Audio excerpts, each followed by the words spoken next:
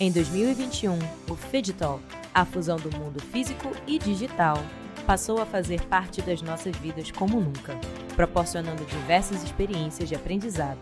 No quarto ano do Maker Day Brasil, numa edição híbrida, vamos pôr as mãos na massa, tanto online quanto presencialmente.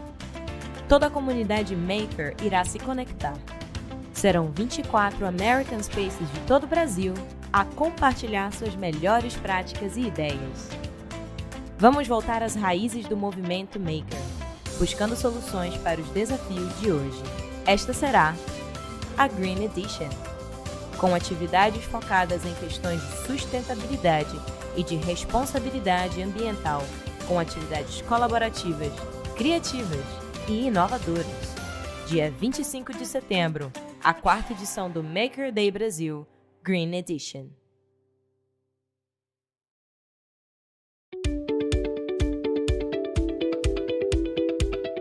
Olá, professores, pais, alunos e makers. Bem-vindo à quarta edição do Maker Day Brasil. Este ano é a edição verde, com o slogan Criando Movimentos Sustentáveis através da cultura maker. Gostaria de parabenizar os 24 espaços americanos que estão participando e oferecendo programas makers inovadores em seus espaços e também online. Todos vocês que se inscreveram para participar desta nova edição podem se considerar makers. Por meio da inovação e criatividade, os makers sempre buscaram criar soluções para os desafios do nosso cotidiano. Uma mentalidade maker é o que o mundo precisa agora, mais do que nunca, para lidar com os inúmeros desafios que enfrentamos, particularmente na área do meio ambiente.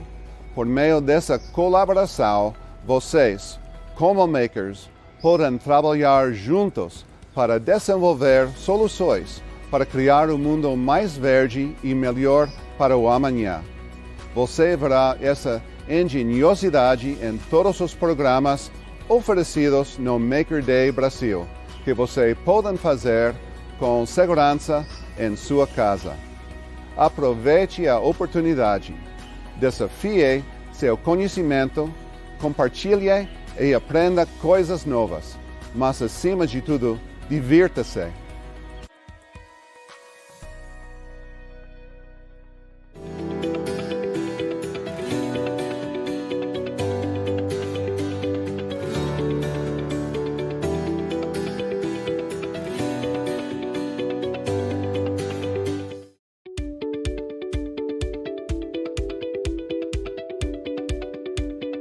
Venham participar da quarta edição do Maker Day Brasil com 24 dos nossos centros binacionais espalhados pelo país. Este ano a edição vai ser bem green, com foco em buscar soluções para problemas ambientais na sua comunidade, criar produtos sustentáveis como um robô reciclado e muito mais. Venha exercitar sua criatividade e suas habilidades neste dia Maker. Nos vemos dia 25 de setembro.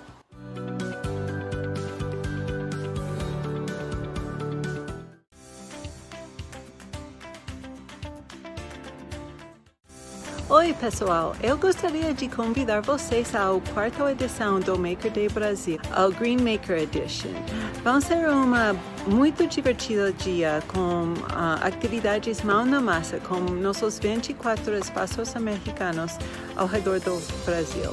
Seria uma oportunidade a refletir sobre os problemas ambientais das suas comunidades e possíveis soluções. Vamos ver vocês lá.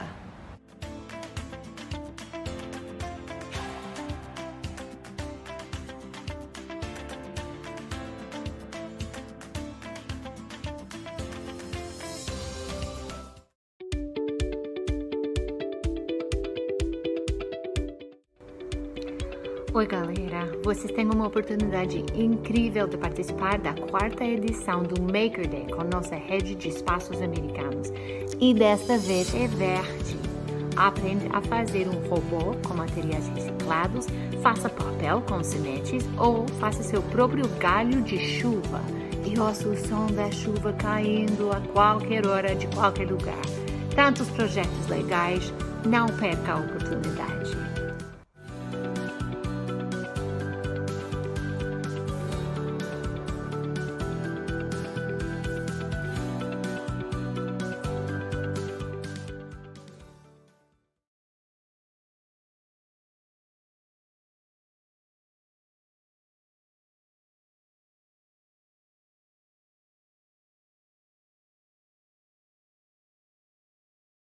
Good afternoon, everyone.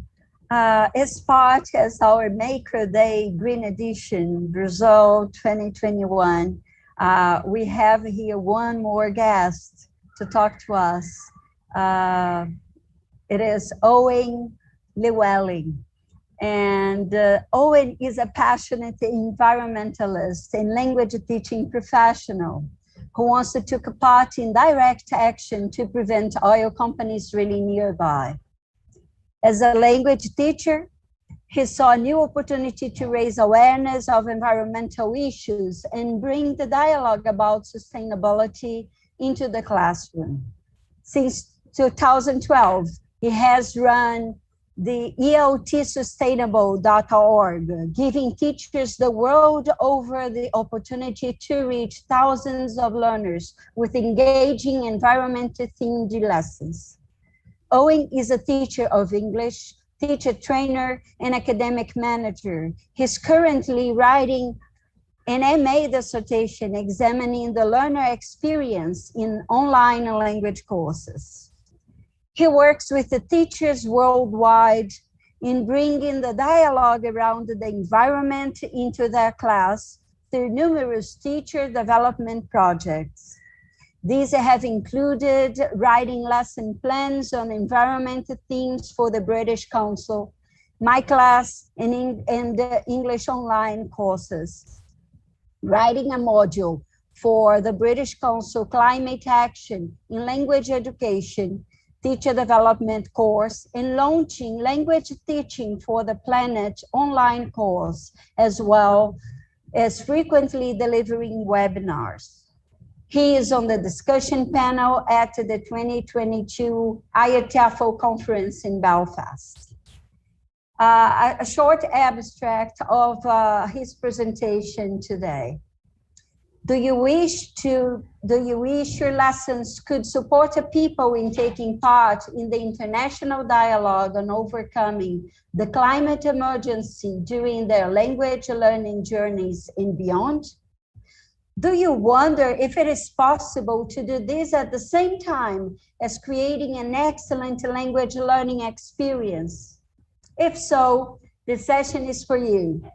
Environmental issues have often been a topic that teachers are uncomfortable with bringing into the classroom, and learners have often had less than ideal experiences in lessons on the topic.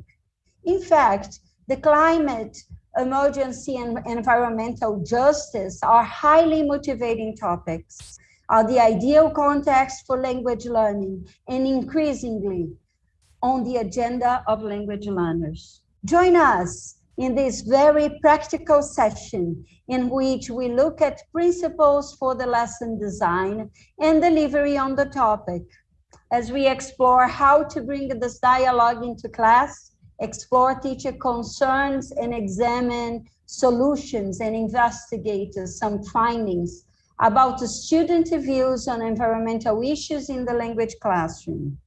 Welcome, Owain Llewellyn.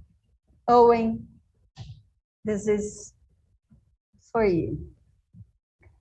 Thank you very much, Maristella, and hello everyone. Lovely to be here with you virtually. It's a real privilege. So thank you for having me. And I won't say too much about myself because Maristella's given a good introduction to me, but I'm calling in from Algeria. I'm in Algiers. It's now a nice autumn evening, not too hot anymore as it was. And things have definitely changed. When I first was teaching and talking about wondering how to bring in environmental issues and sustainability into the classroom, it always seemed to be talking about the future and problems that would come in the future. And you could say, sadly, this task has now become easier. And to give a personal example, where I am in Algeria, we've had terrible forest fires this year, just like many other parts of the world. And on a very personal level, I only have running water every other day. And this is because the reservoirs are much lower than they should be. So the city of Algiers has water rationing. And when I think back a few years, that just didn't happen in my life. There was always running water, and now it's every other day. So it seems that there's no longer a question of talking about environmental issues as though they are something far away and remote and in the future. They're here now. They're in my life, they're in my students' lives, and I'm guessing that that's similar to your students' lives. And by the way, feel free to put into chat comments. And one thing I'd love to know is Algerian students are very conscious of water shortages, forest fires. What is on the mind of Brazilian students, your students? What are the environmental issues that impact them? I'm very curious to know, and it's a good exercise to think about. So yes, environmental issues are in the here and now. And although this makes our job of dealing with them in the language classroom easier, there is quite a widely held belief that real life is out there, and what we're doing in the language classroom is different. And sadly, many teachers are quite nervous about bringing in environmental issues into their language classrooms for various reasons, which I'm going to go into. And I really wanted to find out more about this. So in the last year, I've asked a lot of teachers on Facebook about why there is this barrier. And I'm currently doing some action research with students to find out their views on environmental issues as a topic in the language classroom. So in this session, I want to look at three main things. What do students think? And this is a question that's really been on my mind lately and which I've been looking at. What do students think about environmental issues in their language classes? And then also, what barriers are stopping teachers from bringing in environmental issues into their language classes? And also to look at what are the solutions to bringing environmental issues into the classroom in a way that keeps students happy, feeling that they're learning, finding it a motivating topic for their language development, and also in a way that teachers feel comfortable with. So I've got three things there on the slide, but there's also a fourth thing. I'm very, very happy to discuss new things.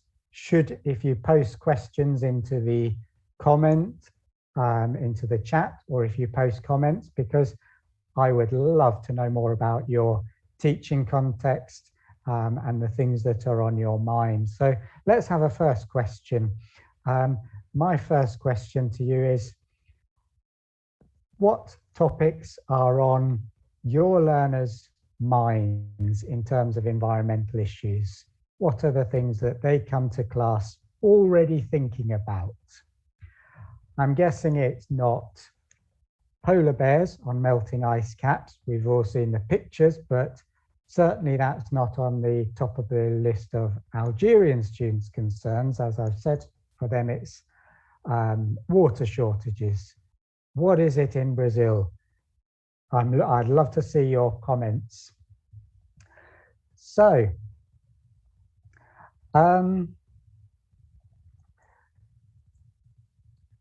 in terms of what students think, this for me is work in progress. I mean, over the years, I've taught many lessons, English language lessons on the topic of environmental issues. So I had a sense of what they think, but what did they actually think?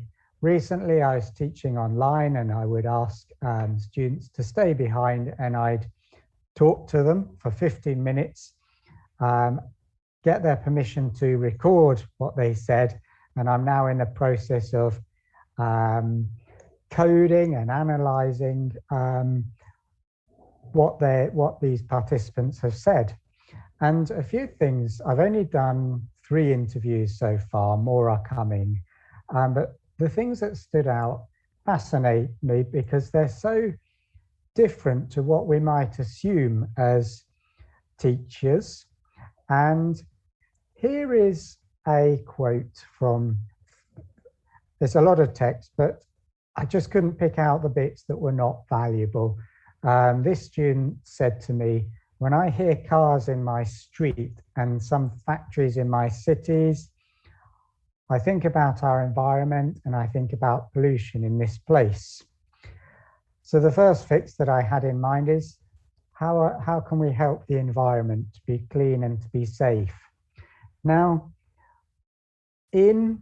particularly in the type of language teaching I'm involved in, which is to all ages, but often to adult professionals, there's a view in language teaching that our students just want to get on in the world and English is a way to help them, and that they want to learn how to give presentations in English or run business meetings, a very instrumentalist view of language learning. And I'm not saying that's wrong. I know my students need to do meetings in English and I'm there to help them. At the same time, here is the evidence that environmental issues are on their mind. And I don't feel that much of the language teaching I've been involved in has encouraged me to address this side of their identity, the concerned citizen. Now, this is a particularly special student in that she is a researcher herself in renewable energy, especially photovoltaic energy. And so, okay, she's not the typical student. She's obviously more interested in environmental issues through her job. She's also, as well as being my student, she's the mother of 3 children who also study at the British Council. And she, as we can see here, she wants her children to be discussing environmental issues in their language classes. So it seems already from one of the first interviews that this idea of students being purely career oriented and maybe not wanting to talk about environmental issues in their language classroom is a bit of a myth. And talking about this student is maybe not enough because she's a researcher in renewable energy. But let's see what the others had to say. Another student, Rafiq, he's a student in business studies at university, and yet he says this: there's no day that we cannot think about it or feel like a change, especially due to pollution, like climate change. And especially like this, when this summer and the unbearable heat, for example, and the fires across the world. this is a 23-year-old business student, and this is what he is saying quite unprompted. I merely asked, what place do environmental issues have in the language classroom? It seems an endorsement that they have a place. And then Imen, another student, she's a professional, learning English to be better able to successfully have an interview for a new job. She also says having language lessons on environmental topics is very important, because even if we are sensitive to this question, it will be a reminder, and a reminder will give us the opportunity to act, or will push us to act. So it seems from the students that there's a strong case that we should be discussing environmental issues in the classroom, and they're not just coming for language, they're not just coming for professional development, but they want to discuss this in English. So given what students are thinking and what we've experienced in the weather this year, where it's quite clear with the fires across the world and various other things that we're not living in normal times, wouldn't this be saying that language teachers are likely to be happy to do lessons on environmental issues, that they're probably getting the support from the schools that they work in? This is perhaps would be what we'd expect, but I don't feel that it is the case. And at this point, you are very welcome to tell me. Here in my school in Brazil, we are encouraged to do this, or I feel very comfortable. I'm absolutely happy to hear any voices either in agreement with what I've just said, or showing a different experience. My experience is that a teacher kind of has to go it on their own if they want to bring environmental issues in. And some teachers are completely uncomfortable about discussing environmental issues in their classroom because maybe they don't think it's important. Others maybe think it's, and this is very common, feel it's important in their own personal life. They're recycling, they're talking about it with friends, but the minute they walk into the classroom, they don't feel comfortable discussing it with students. I've heard it said, it's not our job. So I'll come back to that in a minute, but why is it that teachers are feeling like this? Well, it was last year I put this question onto a Facebook group. The Facebook group is called ELT Footprint, and it brings together language teachers who are interested in environmental issues, and it's got a lot of members now, well worth joining. And I got some results here that came in, and great, I've just got a question coming in on chat, which I will come to as soon as I've outlined what teachers responded, because there's some great ones here. What stops teachers bringing sustainability into the classroom? Well, this is a very common thing. I'm not an expert in environmental issues. Yeah, I get that. I know Maristella mentioned that I've been involved in environmental activism as a student, all very true. But I studied English literature. I'm not a scientist.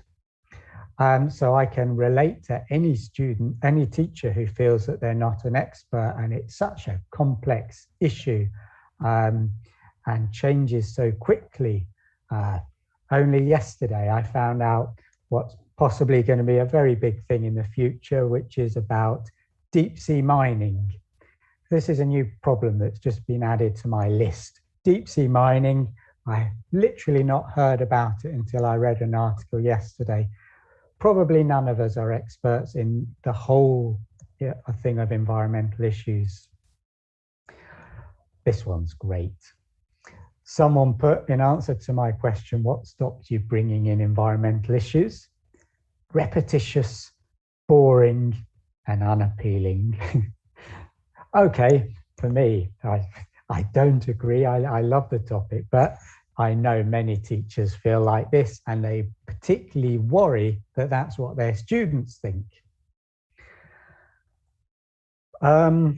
Students are inundated with green issues on a daily basis. In the past, this was definitely that they are inundated with news about it or teachers telling them. Now, yeah, I accept this. A green issue affecting me every day is I don't have water every other day. I take the point, though, that teachers feel this. And this is very common, most teachers have busy schedules, and bringing green issues to the classroom requires looking for suitable texts and designing activities for students. Yes, the reality of teaching is this, we're rushed and it can be a challenge, but I hope by the end of this session we'll have looked at some ways to overcome this and people won't be thinking this anymore. And I have just had an experience of this last problem. Students' low level of proficiency may be seen as an obstacle when introducing controversial issues. I just recently had to make some lessons for the British Council on green issues. It's in preparation for the COP26 conference coming up. The British Council commissioned these lessons. And I started with the advanced ones and then the intermediate ones. Fine, no problem. Could literally bring in real texts. Then they asked me to do an elementary one. Oh, the pain that caused me at the beginning. I mean, to give an example, I put in environment in this lesson plan, the word environment. The editor came back to me, said, sorry, look on this website. The website was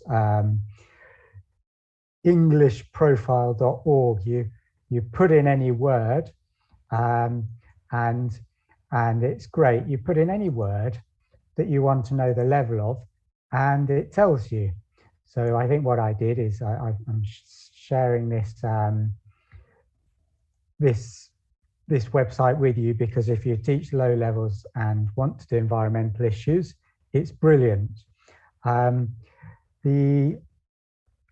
you put in a word, just going to scroll back to get to the exact page I need.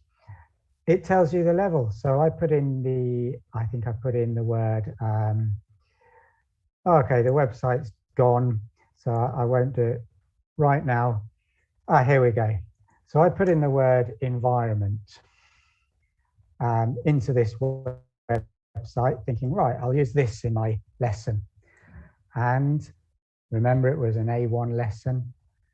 Environment, B2, B1. My editor said, you can't use this. In the end, I think I used the word forest. I put in that word, came out as A2. I got away with it. That was deemed acceptable as to go into a low-level lesson. So yes, what I'm trying to say here is absolutely, I completely get where any teacher is coming from, thinking, how am I going to do an environment lesson with a low level? But at the same time, I made these lessons and I'm convinced it's possible. This is about what teachers think. And the other thing is about our education. I cannot present to Brazil without quoting Paulo Freire.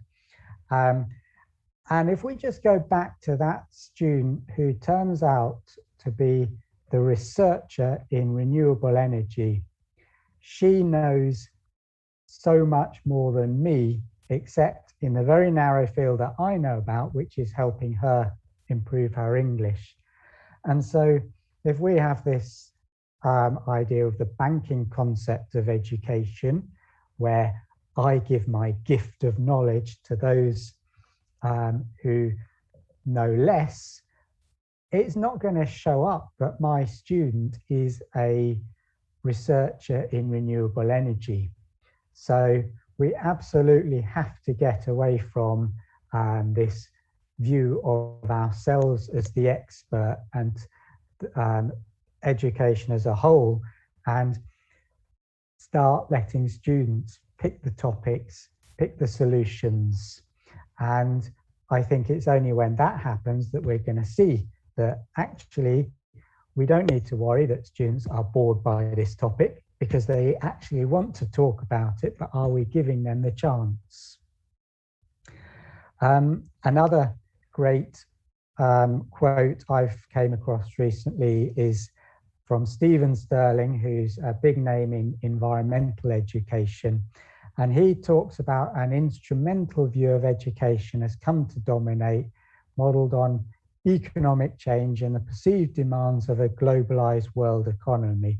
And I can see how this has shaped the institution that I work in, that there's an assumption that the students are coming to improve their job hunting skills, their delivering presentation skills.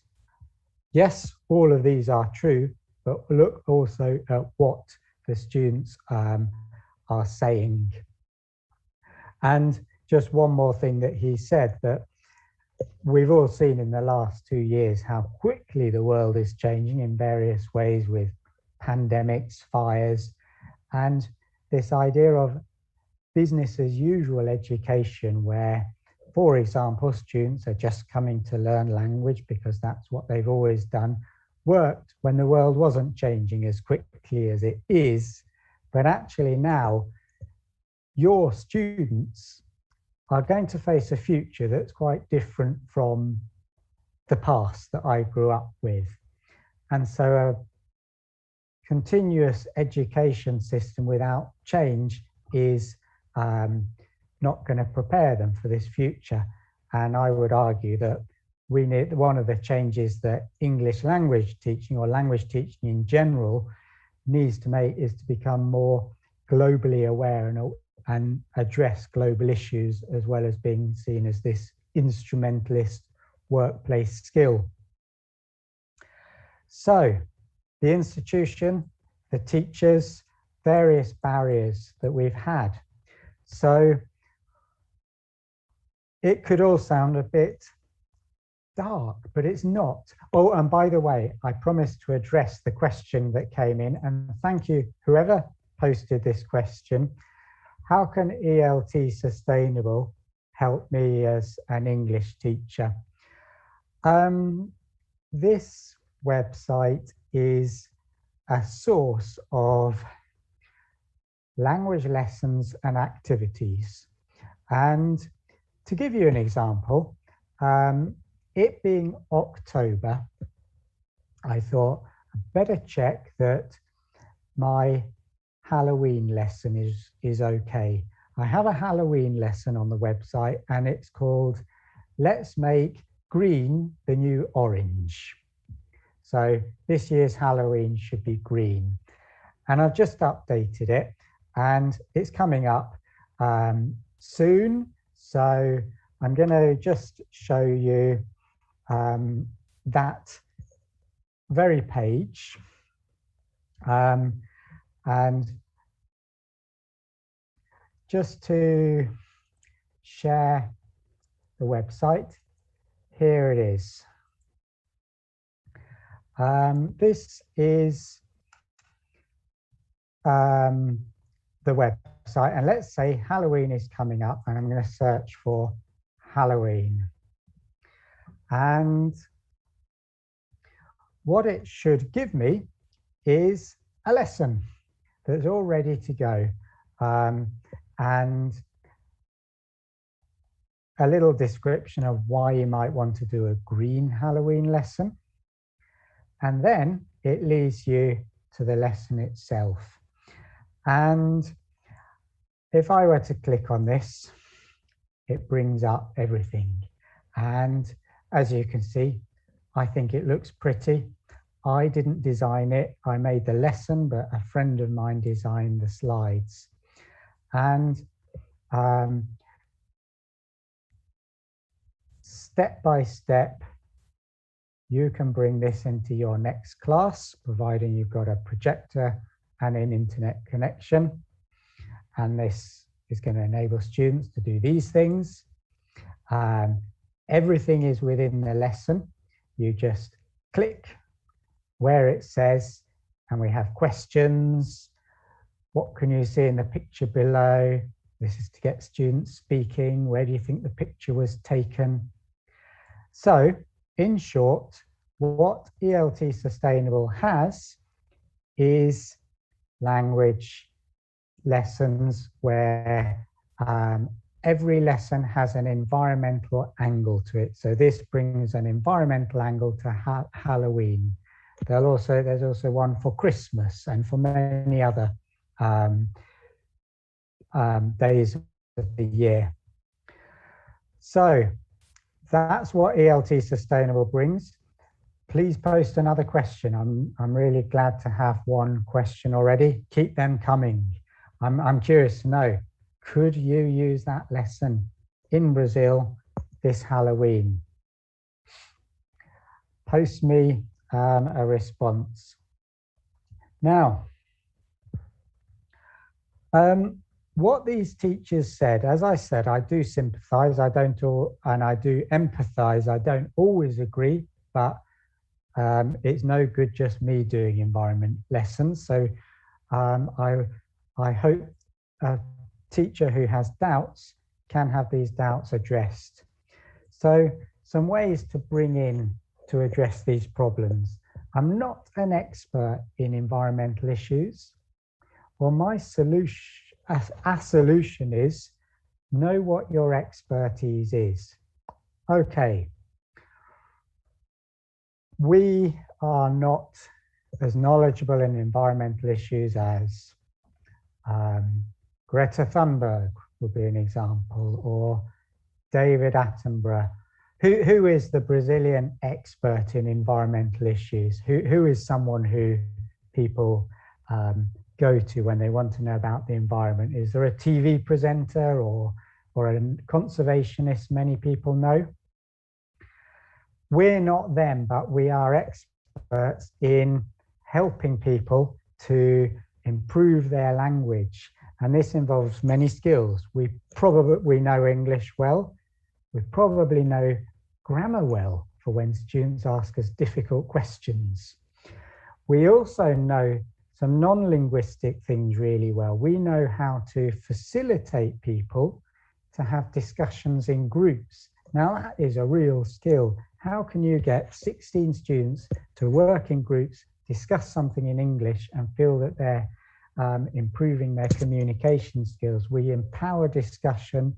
We can give feedback on their language performance. We don't need to be a climate scientist. We've got enough expertise already. So we know our expertise is as teachers and facilitators. That's what's needed. We couldn't put David Attenborough or an environmental expert into the classroom and expect them to deliver a language lesson. It wouldn't be fair. So we know our expertise and we know what we don't know, and that's fine.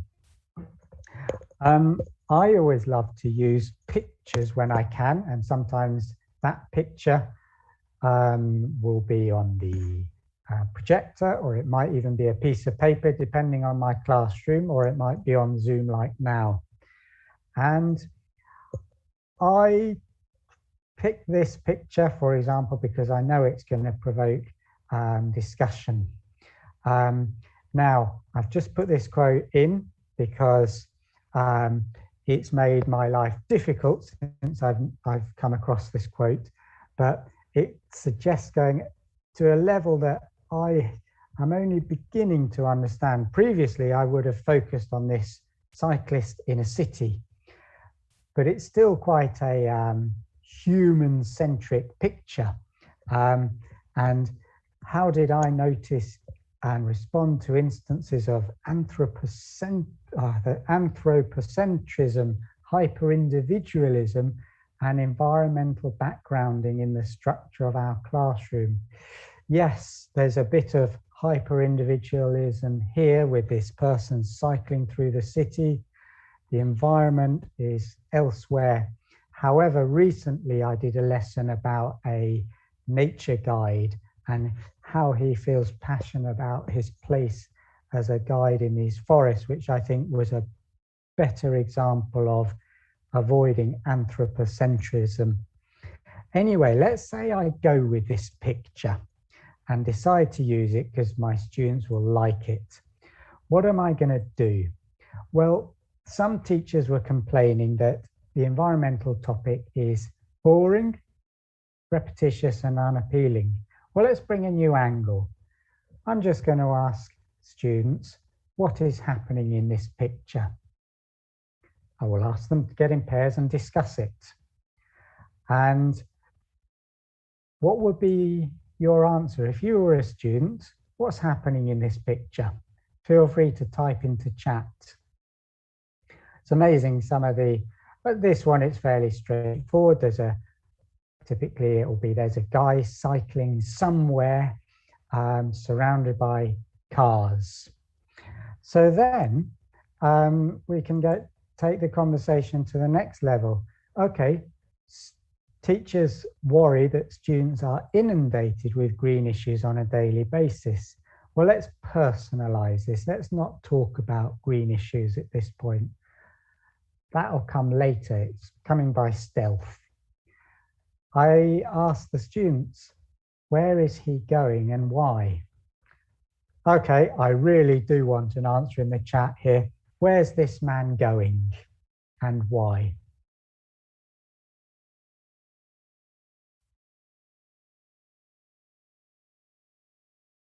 Come on, I can hear you typing. Some of the things my students have said are he's going shopping to buy a new bag. I think I've had he's going to buy some honey. One cheeky young lad said he's going to buy a car. And someone else said he's going to school. But whatever idea they come up with is absolutely fine at this point. They're just thinking creatively and they're linking it to their own experience. Now, at this point, I would say it's quite easy. All we've had to do here is find a picture and get some questions. Teachers have busy schedules, yes. Syllabuses with lessons that maybe last 55 minutes and they have 1 hour to teach it. Or maybe they have lessons that are, the lesson they feel is 2 hours and they only have 1 hour to teach it. So we have to do a little bit here. So one picture, a few questions. What's happening in the picture? Where is he going and why? Do people travel in these ways where you live? Very personalized and localized now, that's important. What are the advantages of the modes of transport? Consider health, environment, the city. And then some student will say, well, the cycling is very healthy and it's good for the environment. You say, oh, really? No, this isn't an environment lesson. You said it, not me. So it's coming by stealth and it's coming naturally rather than here's a picture of a polar bear on the ice cap. And today we're going to talk about the environment. I've just got a question coming in, a comment rather, that an important environmentalist in Brazil is Ailton Krenak, native Brazilian who discusses the topic around the world. I'm going to be reading up about him after this, definitely. So thank you for that. And the man is going to work. Yes, he looks like he's a bit late, doesn't he? And then you can ask, what should we do to reduce the negative impact of our travel? And now we've got that discussion going, and it's not the banking thing of me telling the students what to think. Now they're telling me what the solution is, and that's where we want to be. That's the main job done, if the students are coming up with the ideas and the solutions and they're using their English, doesn't matter if I'm not an expert in environmental issues, I just have to facilitate the discussion. So, low levels, I kind of touched on that before. Careful grading of the vocabulary we use and also grading the task. What can you see in the picture? My elementary students will probably say, a man, a bike, some cars. That's fine. Where are the people going? Well, they're all going to work. Oh, they'll probably say to work. That's enough. It works with elementary, A1 or A2. Which is your favorite way to travel? I like my car or I like my bike. Which is best for the environment? Okay, I should probably change this word to a simpler one. Although probably with Brazilian learners, just like Algerian learners who know French, they will probably pick out this word. So it works with low levels. Here's another lovely picture that I've used in classes, and it can bring so much discussion. One teacher said, it's boring to make students talk about the consequences of bad human behaviors. Let's focus on the positive. It doesn't have to be forest fires and melting ice caps. Let's look at the amazing stories that are happening, and we could use very similar questions. What is happening in the picture? How is the woman feeling? It gets them thinking creatively. What is the positive benefit of what she is doing? And then a very, very open and very creative, what would your caption for this picture be? And then we bring in the environmental issue. What can we do to solve the global issues we face? I'm not going to tell them, they're going to tell me. And what is another advantage here is that it's small. This is 10 minutes. So when I go in and teach the syllabus lesson that I have to teach, but let's say it's about a topic such as jobs, a very instrumentalist topic. I can bring in this, and 10 minutes of my lesson, I've brought in a green angle, an environment themed angle to the lesson I have to teach. Now, I feel like I've talked a lot, and I don't want to go away from this privileged experience of speaking to people in Brazil from Algeria, having just talked. So I want to know your comments, I want to know your questions, and I want to have a picture of the context of how you teach, and also your views on how environmental issues fit in here. So I'm going to say nothing for a minute and wait to see what comes into chat.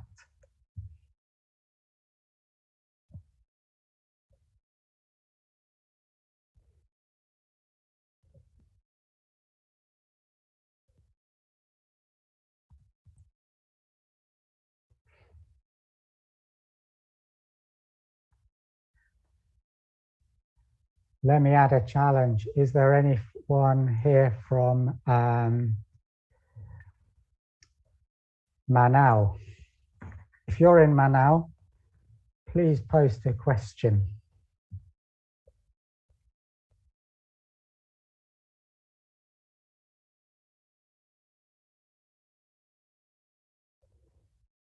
And while that person is, okay. Who had a class today? And if so, what level was your class? And how old were the students? How many students were in your class? And did the lesson go well?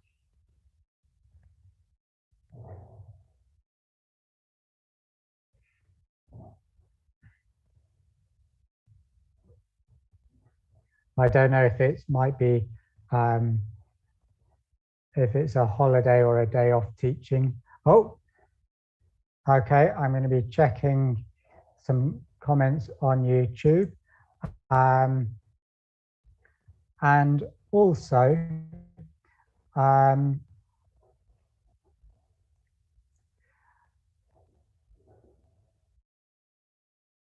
just unshare that.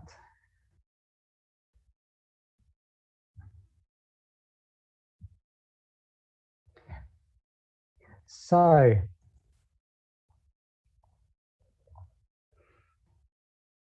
I'm looking okay, I can see the chat now. Hello, Andre.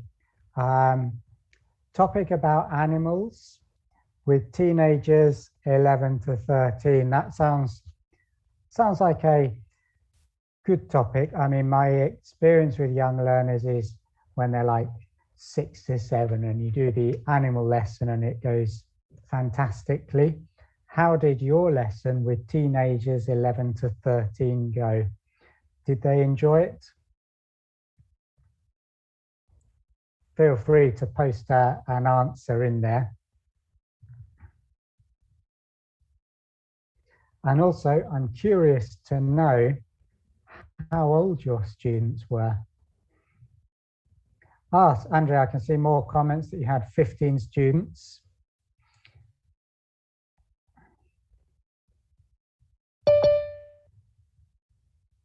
And hello, Adrielle from ICBEU American Space. What was your class today?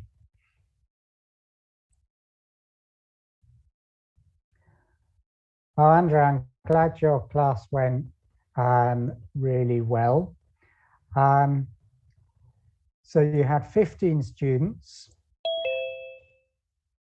The topic was animals, and it went really well. How long was this class? How long was this class about animals?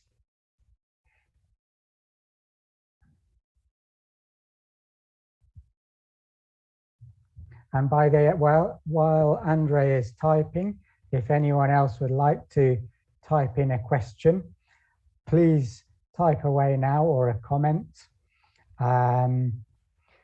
So I can see some names there: Mariana, Josimar, Yuri. Tell me about any classes you've taught either today or any classes you remembered teaching where you've dealt with an environmental issue and how it went. Oh, Andre, 1 hour 20, an hour and 20 minutes on the topics of animals. And something I'm curious to know is, did you talk purely about the animals? Or did you also talk about the threats that they face or their relationship with humans? For example, how people can help these animals. And also one other question, were they animals that were local to Brazil, or were they animals from around the world? Because this is an important question, the extent to which we localize and personalize these issues.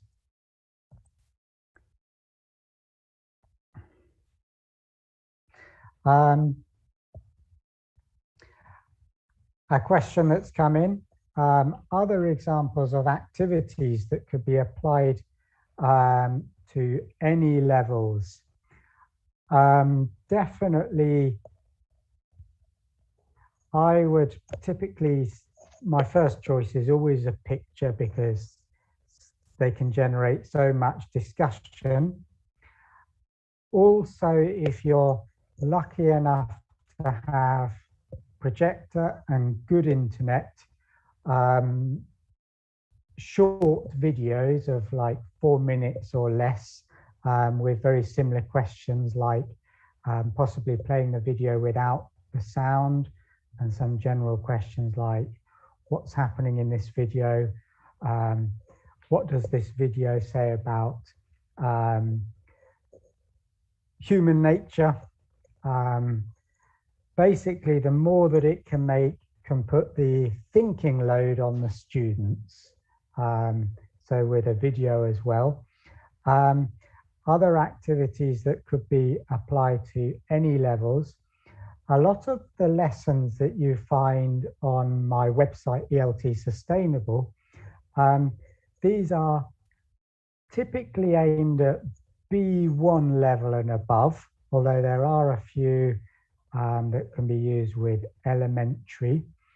And I would encourage you to check them out because they've been carefully designed and tested, and they typically work with a lot of levels, and also work with different topics. When you might have to teach another topic, you can slip them in and relate them to the topic. Mariana, thank you for your question on YouTube about a class a couple of weeks ago about floods. It was interesting, and I'm curious to know, I'm assuming that floods can be an issue in many parts of Brazil. I know that's fairly typical in tropical countries. Did the students have personal experience that they could relate to this lesson? That's what I'm really curious to know. Was it something that related to their own personal experience? Andre, I'm happy to hear you talked about local animals, and I've never been to Brazil, sadly, but I know from wildlife documentaries that there's a lot of interesting animals there. In fact, my brother lives in Colombia, and near his house he told me that there's a puma. And obviously it might not be the case for you if you're working in cities, but all the same, I imagine there's some really interesting animals to talk about in Brazil. I'd love to have been in this lesson.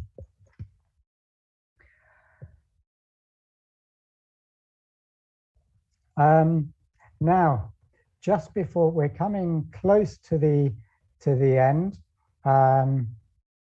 of the session, Adrielle, thank you for the smiley. Now I want a question or a comment. Did you have a class today, Adrielle?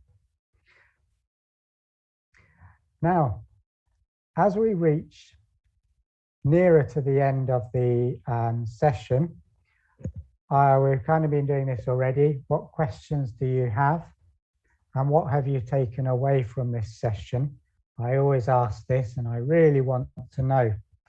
And even if you don't have the chance to ask me now, you can still ask me on YouTube. I'm going to make an effort to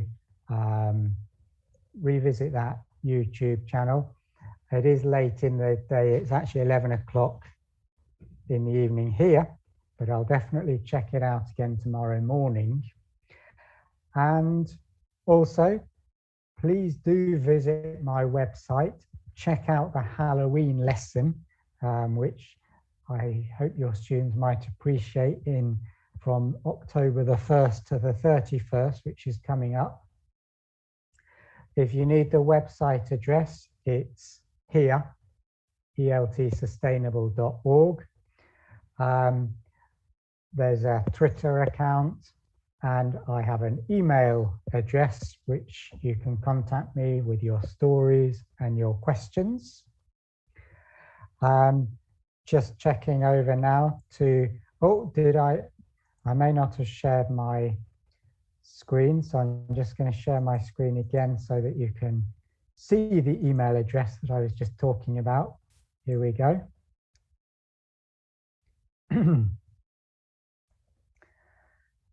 Okay, and we've got another question. Do you believe that addressing environmental issues in the ELT classroom is also a political statement? I'll be very honest here, it kind of depends who I'm talking to. And I'll let you, here I'm going to tell you now my very honest answer is, it is a political statement, but also it is a political statement to silence environmental issues in the language classroom. So while I would understand someone saying, I don't want to talk about them in the classroom, I'd find it hard to accept if someone said, I don't think we should politicize the classroom, because I think not mentioning environmental issues and holding a silence around that is also a political statement. Exactly, yes, what is not said as important as what is said. So yes, and I will really enjoy continuing this dialogue that seems to be starting already on YouTube. Hofna, good luck with working with Andrea and Mariana together on this.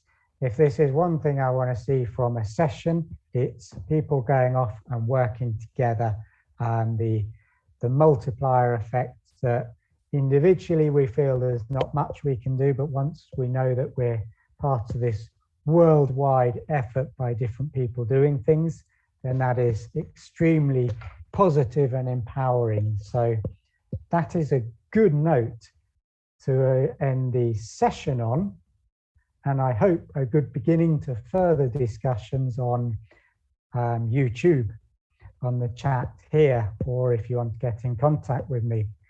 So thank you very much. It's been great to talk to you, and I really hope that you've taken away something from it. Thank you very much, Owain. It was wonderful talk. I wrote something for you in the chat here saying that I believe your talk is important to raise awareness about the environment, because, you know, it helps us English teachers, you know, to make these connections. They are very important, and discuss with our students, you know, topics that really interest all of us. Right? It's not only because we are in Amazon, but this is a very important topic anywhere we are. And so thank you very much. It was wonderful. Thank the audience too, because they were helping us, you know, develop this. Thank you. Thank you for having me, and also thank you to the audience. It's great to see the comments and questions coming in. So thank you. Thank you. Good night, everyone. If you wanted to check, you can go to the YouTube and the Maker Day YouTube and check on this from the beginning. Yes, Owain, you're going to say something. Okay. Just to say that I'll be checking there too, so I look forward to the discussion. Yeah. Thank you.